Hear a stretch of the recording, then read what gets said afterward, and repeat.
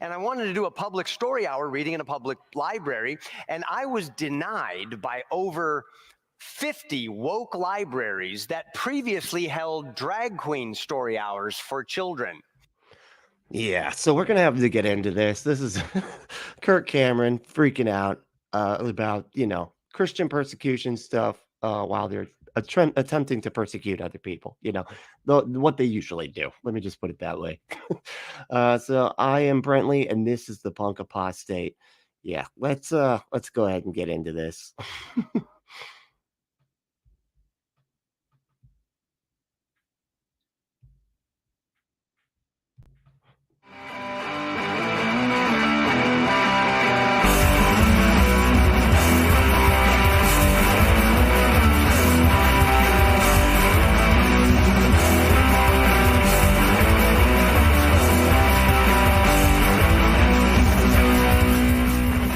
All right. So yeah, I don't know if you were keeping track. This wasn't, it wasn't like it was that big a news story. They tried to make it like it was a big news story. If you were on the right, I'm sure you heard about it. But Kirk Cameron was basically trying to do these story hours, right? And because he's particularly went to libraries where they were doing the drag queen story hour, right?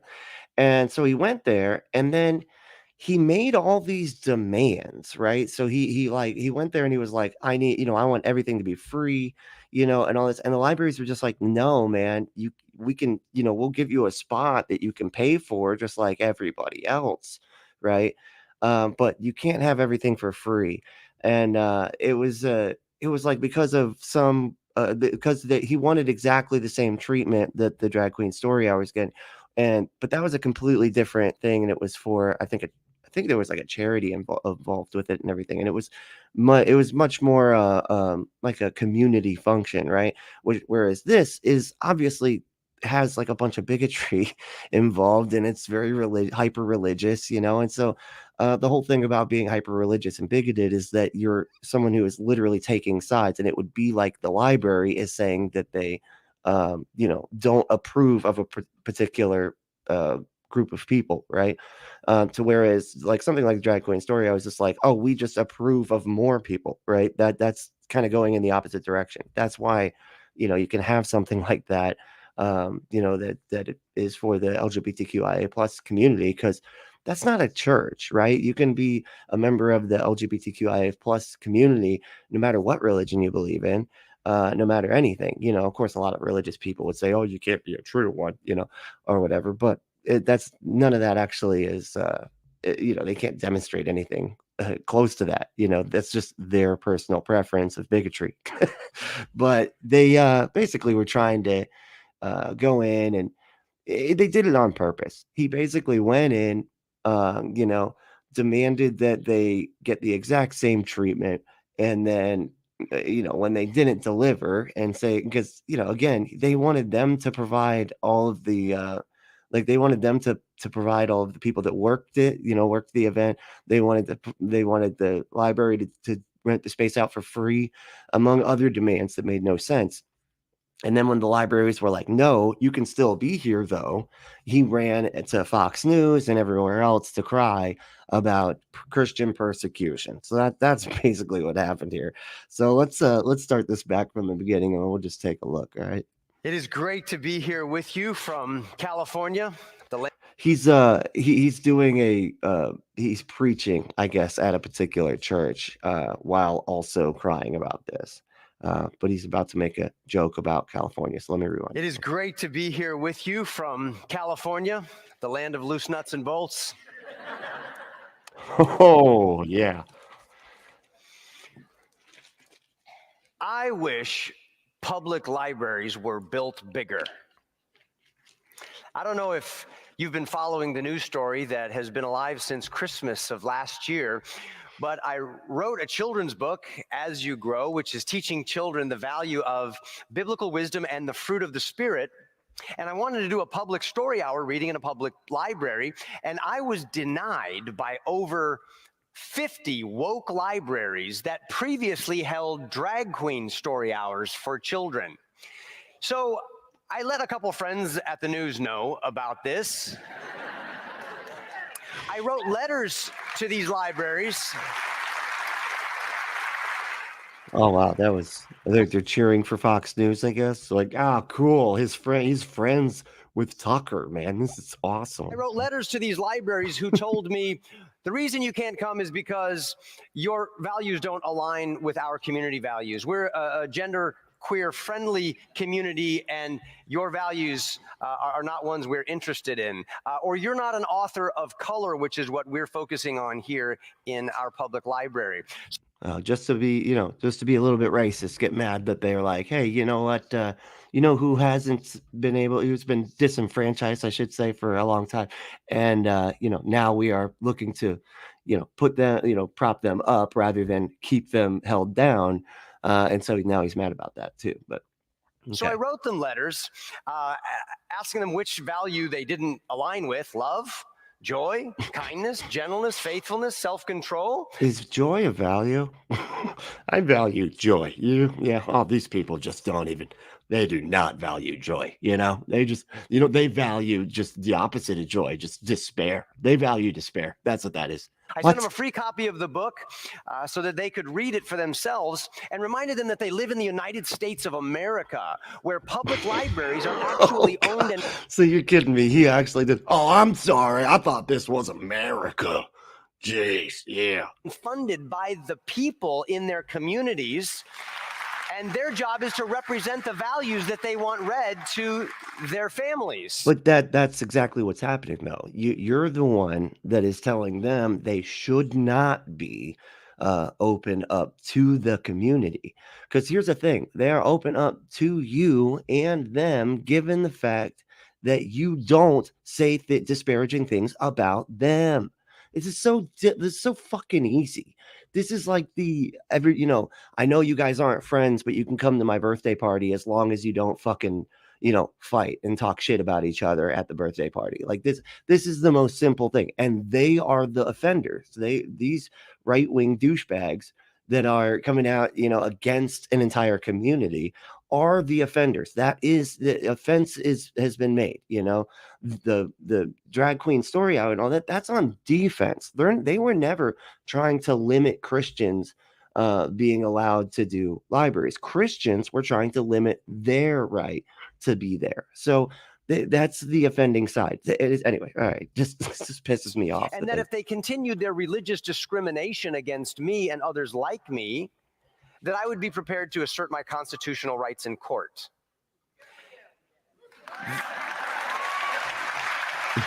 God, they're so stupid. They quickly No, he demanded a bunch of things. They said no.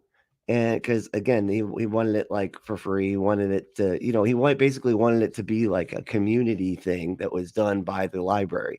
And they're just like, no, that's not how any of this stuff works. We have a whole process for those types of events. And it doesn't include one religion that is bigoted against other communities. We can't, that doesn't make sense for us to do that as a community building event, Reversed course. They caved, sent a link, we signed up, and we got to rent a room in these public libraries. No, they didn't cave.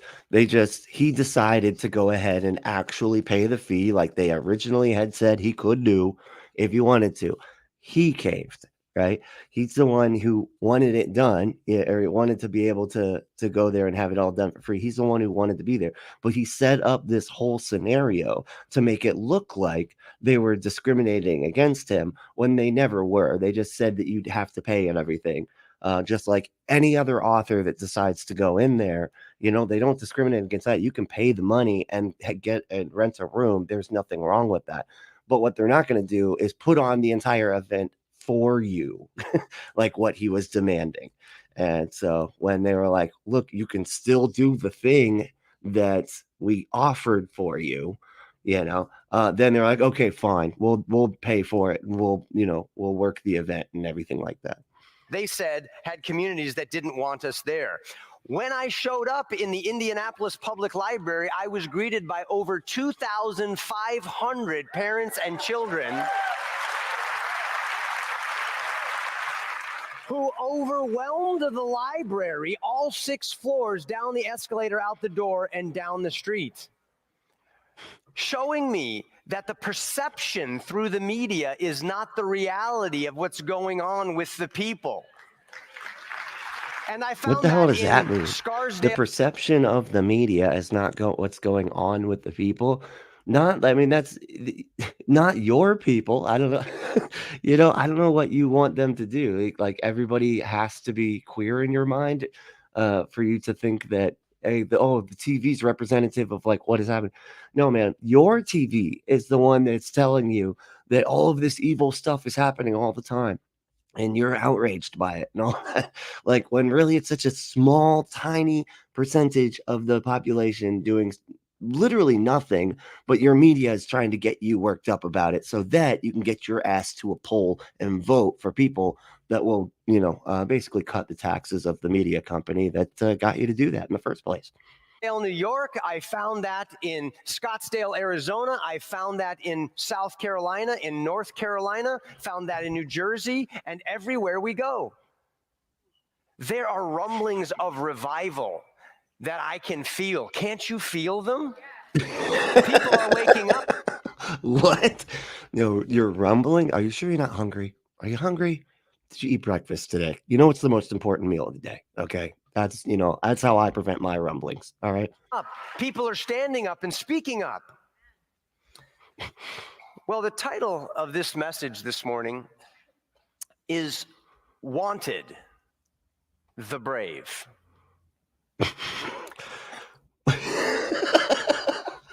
Do I have to make a joke for that? I feel like he kind of just, does he was almost like doing the whole like Wanted, the Brave. Well, that's pretty wow, right? Didn't that just floor you? That floored you right now, didn't it? It did. You're lying if you're saying it didn't, because you did. It totally did.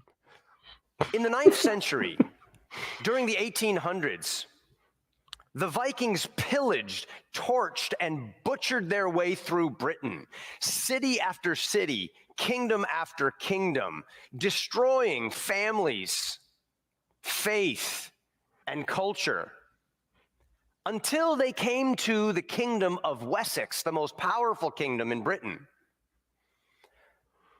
And for 7 years, King Alfred of Wessex held back Guthrum the Viking and the massive heathen horde that was destroying Britain.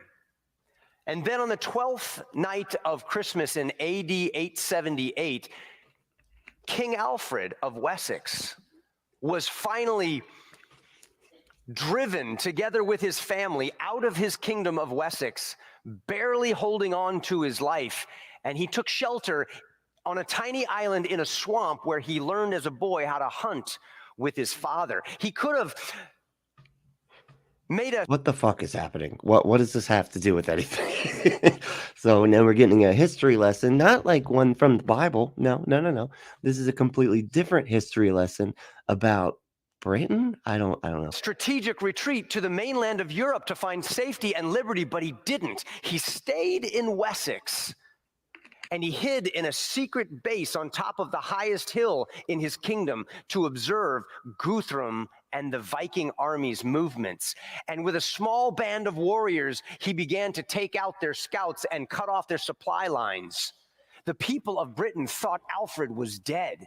They were under the heavy yoke of Viking death and tyranny. Their women were pillaged and raped. Their men were murdered. Their property was plundered. Life in Britain had become unbearable.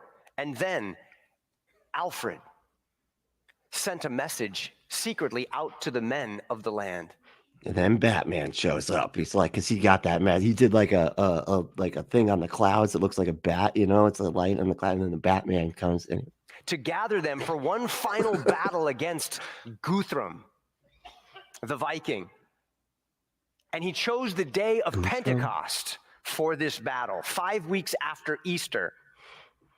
Do you choose days for battle? Is that how that works? Or is it like, and it's a bit more spontaneous, right? Like it just kind of, You know, I mean, I don't know. I don't know. I don't. Did they call up the Vikings like, hey, check it out? Look, we really would like to get this done on this particular day because it's a holy day. We really, we just. I know we knew you'd be cool about it, and you'd want to have the battle on that day too.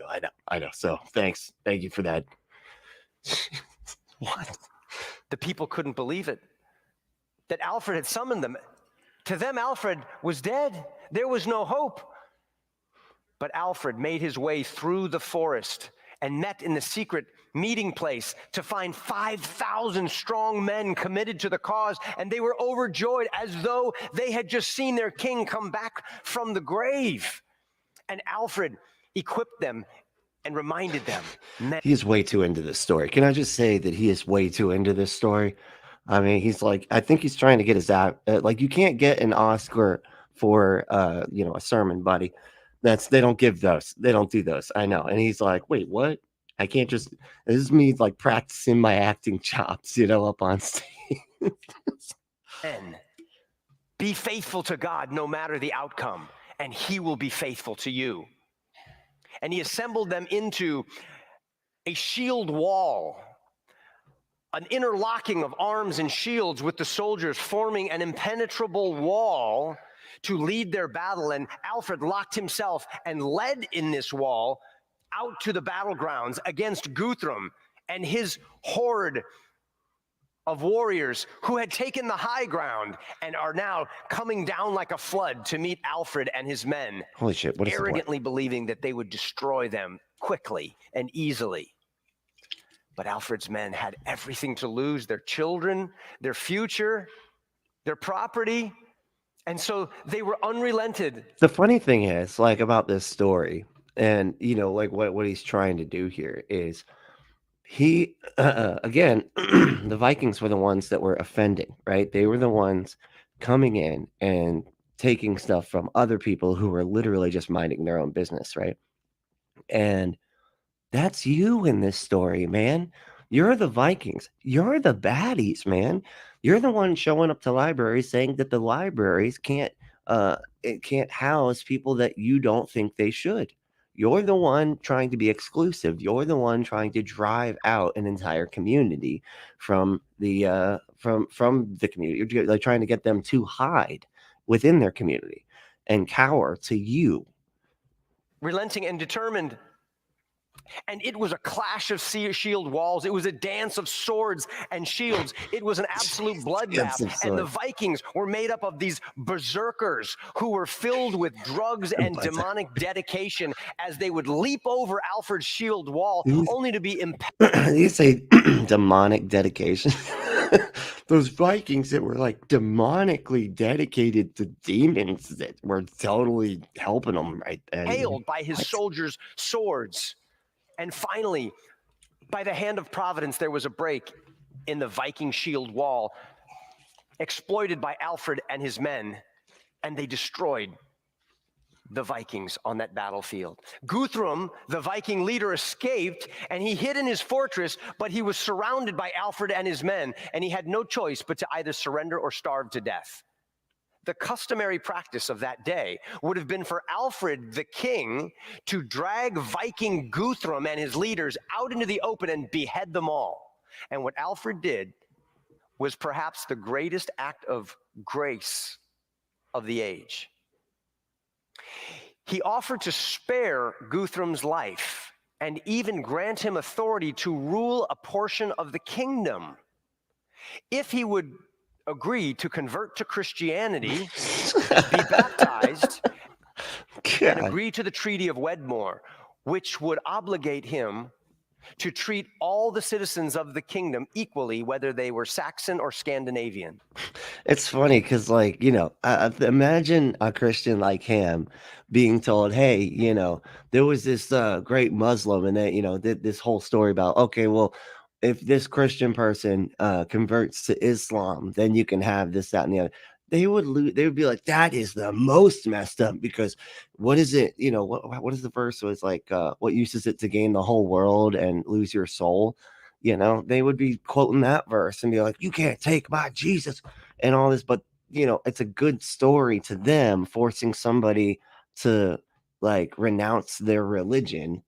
And I mean, it's just so, everything is so backwards in these people's heads. It's amazing. Guthrum was so grateful to Alfred that he agreed. He was baptized. He became a son of Alfred in the faith.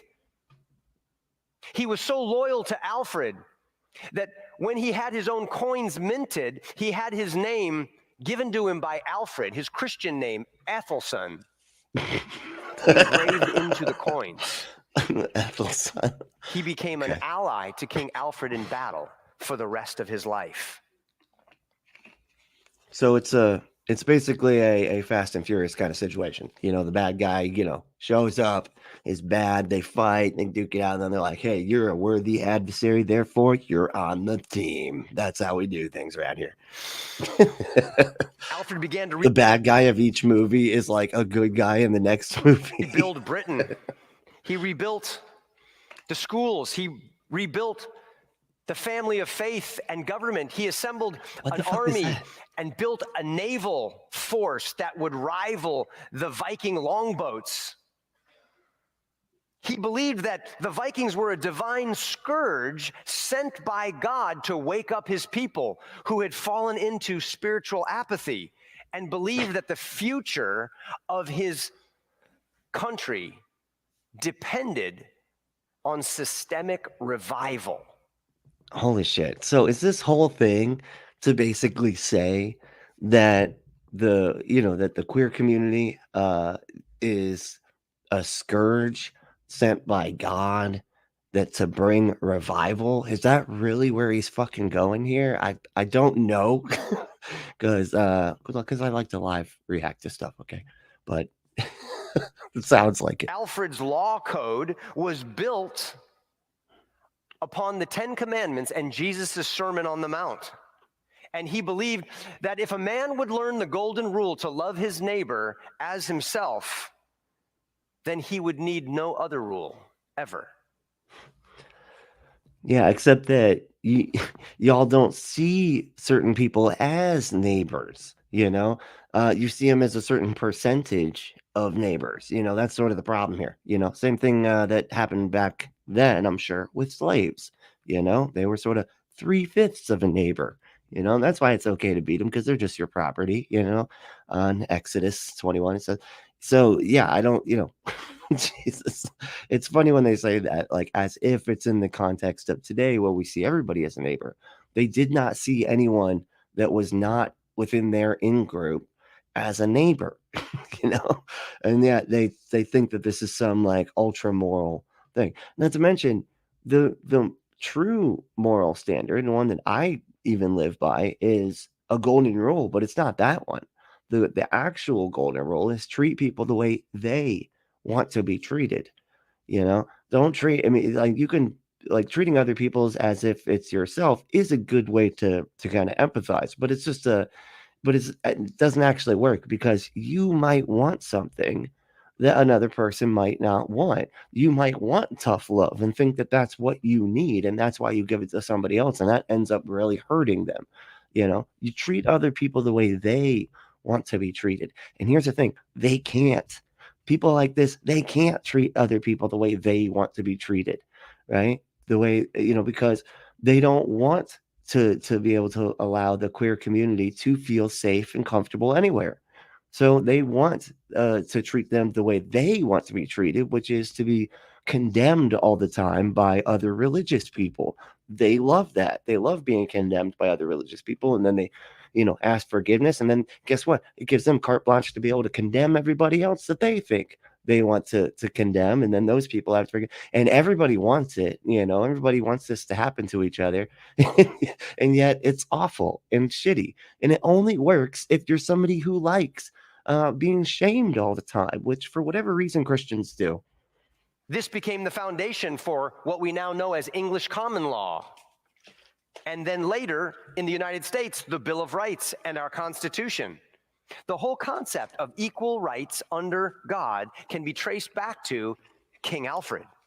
One historian said of him, he was a fierce warrior, a devout Christian, ever thirsting for wisdom, deeply committed to justice, a lover of mercy, and a king who gave himself for his people. He was practically a myth and a much needed reality. I'd have to like check on this, but you wonder, with these people's inability to be able to determine what is myth and what isn't, this all honestly could be a myth. Now, I'm not saying it is. I don't know the story of Alfred or whatever, but you got to keep in mind that a lot of those texts that were written at that time, it was, you kind of had to parse out myth from history, and there was a lot of writings back then that were, I mean, up until like even George Washington, that like where the cherry tree came from, that whole story, that there was a whole book that was written as like myths, you know what I mean? It was like myths that were sort of about George Washington, this really prominent, person in America, right? And he had myths written about him because it was just a normal thing that happened. And a lot of those got kind of recorded as history. And then later we figured out, or historians figured out, I should say, not me, I didn't do it, but they figured out that, oh no, this stuff wasn't actually accurate. It was, it was just sort of myths from the time to make him like almost like political propaganda sort of thing, He was the king of the white horse, Alfred the Great. Alfred. I'm That's sorry. It's so hard for me to not think of like Alfred from Batman the Great, like as a king. Oh, I'm the sorry. portrait of the brave. Alfred was not watching his culture crumble while he sat on the couch watching Fox News, hoping for the rapture. I knew it.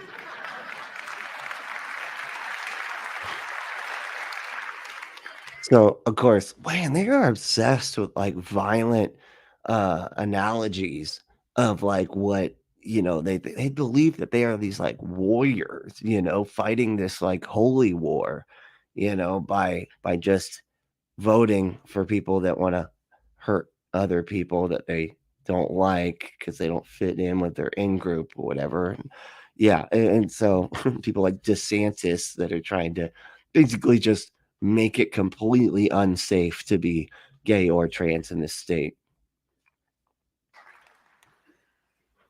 He was not waiting for Jesus to just take him out of the world because he understood the family of faith had waited 4,000 years for God to come from heaven and take sin out of humanity's heart so we could take charge of his world and heavenize the earth for the glory of God. What? Heavenize?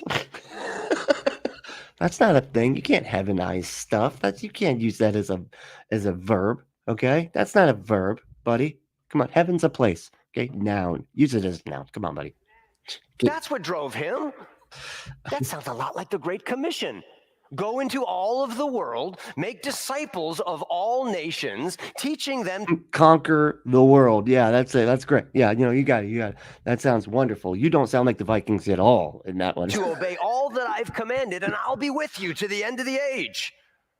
That sounds like the original mission that God gave to the first Adam in the garden. God, he is really doing his like sitcom acting voice here up on the stage.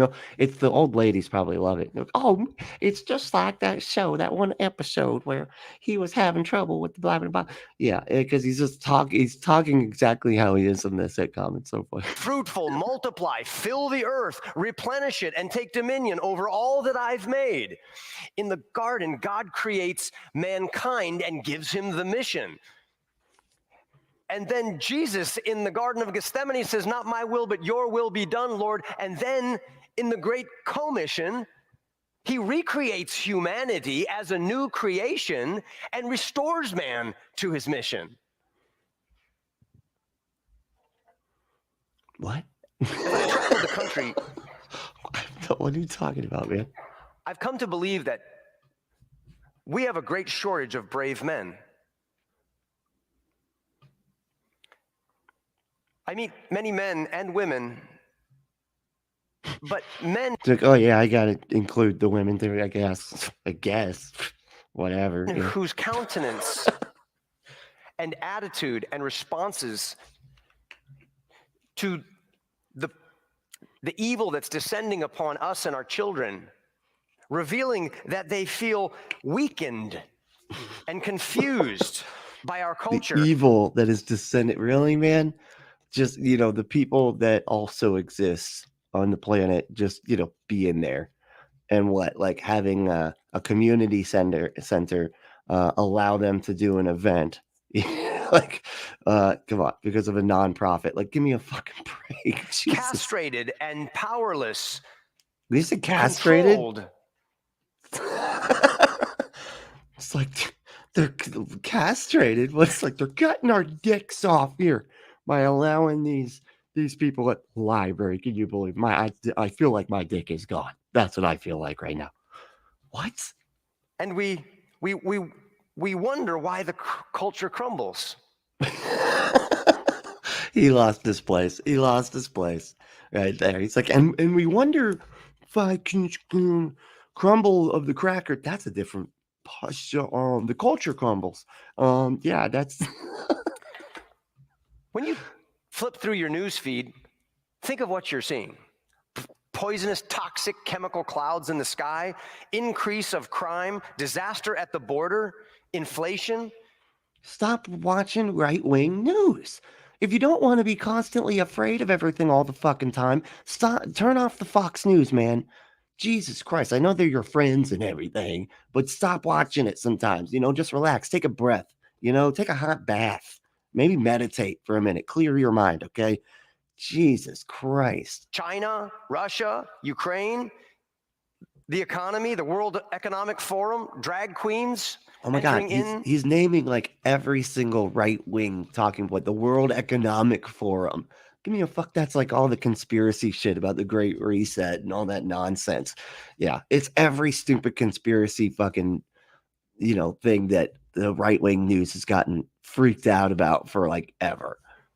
And sexualizing your children. Oh God. Okay. No, they're not. Like, it's so crazy when they say that. Like, all these books, and like Tim Pool does this all the time. And it's like, oh, they're sexualizing children. No, they're fucking not, man. Like, these books are in middle school to high school. I feel like people don't remember being in, like, middle school is like 12 and 13. Like, you're like 11, 12, and 13, right? Like, if you're 12 and 13, like, I was being proud. Like, I remember going to an abandoned house when I was 13 years old. And I, of course, got really freaked out because I was homeschooled and all, everything. So even me as a homeschool person, I went to an abandoned house and this punk rock chick, like, almost gave me head. We were like children, at the time. But, we were the same age and everything. But it's like this stuff does happen with children. Like, it's not sexualizing children if they're going through fucking puberty. Like, their body is what is sexualizing them. How do you respond? Hey, sometimes it's the way it's all going to go down. It's just going to get darker. Man, I feel sad for our kids. Feel discouraged? Do you feel hopeless? Are you inching toward the cliff of despair every single day? Seriously, turn off the Fox News. This is just not good, man. This is clearly not good for your mental health. Okay, buddy? You need some help. You go talk to a therapist, okay? And not a Christian one, like a regular one, like one that has been approved by a medical board. You know what I'm saying? Are you getting hot with rapture fever? You just want God to get us out of here? You and me both, brother. You and me both. What if this national setback is really a divine setup for a spiritual comeback led by the... And if you want come on your back, just go to adamandeve.com, enter code word Brentley and check out, and you can get 50% off almost any one item, 3 free gifts, and free shipping on the entire order. Just go to adamandeve.com, enter code word Brentley, that's Brently, at checkout, and you will get this exclusive offer, man. They have everything you can possibly think for your comeback. All right. They will make the amounts of cum just buckets. As long as, if that's what you want, if that's your thing or whatever. I'm not if that's not your thing, then you're probably not doing any of this type of stuff right. But it's fine, we'll do what you got to do. But I think we're gonna go ahead and wrap it there. Thank you so much for hanging out. This is a lot of fun. I am gonna pick up on this one and kind of keep going through because I just find it so fascinating. And yeah, it's just a a good time to kind of watch them melt down over their, their contrived outrage that they created for themselves by, not following the rules that they got, and so by doing that, they want to contribute to this persecution complex bullshit. But anyway, it's a lot of fun to hang out. So hey, if there's any way you want to support the show, there's a myriad of ways you can do that. You can if you want to just do a one-time type of thing on Cash App, and my cash tag is Punk Apostate, all one word. So it makes it real easy. You can also go to patreon.com/unapologetics. It's like the word unapologetic, but spelled with an X instead of a C at the end. And we also have a podcast there that you should listen to. It's on all the podcast players. And it's sometimes it's the same thing as the YouTube show, but most of the times it's not. Yeah, you should like and subscribe if you've made it this far. Share the show around with your friends and all that type of stuff. That would be great. And give the podcast a 4-star, or a 5-star, 4-star. Give it a 5-star review wherever you can. That helps as well. But hey, make sure you stay logical, loving, skeptical, and compassionate. And we will see you next time. I'm the Punk Apostate. Right.